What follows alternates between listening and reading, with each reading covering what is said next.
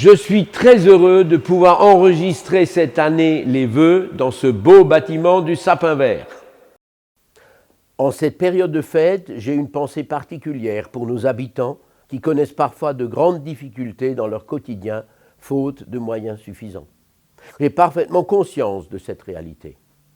Et nous devons plus que jamais être à l'écoute des attentes et des besoins de nos concitoyens.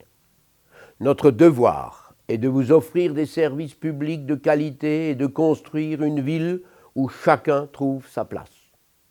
L'année 2023 a été marquée par l'ouverture du Sapin Vert, maison citoyenne et culturelle.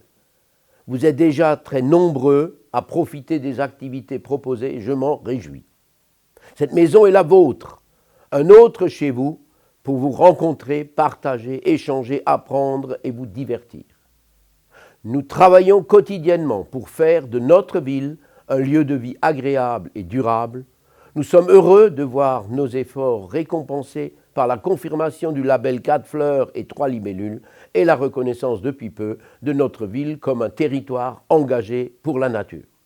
Ces récompenses nous honorent, elles prouvent notre savoir-faire pour améliorer la qualité de notre cadre de vie par le végétal et à agir en faveur de la biodiversité. Bien vivre dans sa ville, c'est disposer d'infrastructures modernes et adaptées aux besoins présents et futurs.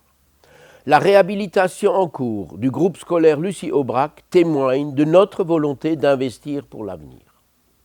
En 2024, nous poursuivrons dans cette voie.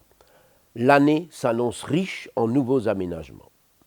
Je pense à l'ouverture d'une seconde résidence senior, à la renaturation du parc Longchamp, à la création d'un espace d'agriculture urbaine, au lancement de la rénovation thermique et énergétique du gymnase du Ried, au réaménagement de la rue du Général Leclerc, à la poursuite de l'opération de renouvellement urbain aux Écrivains et des études relatives au groupe scolaire Prunelier-Lauraquer.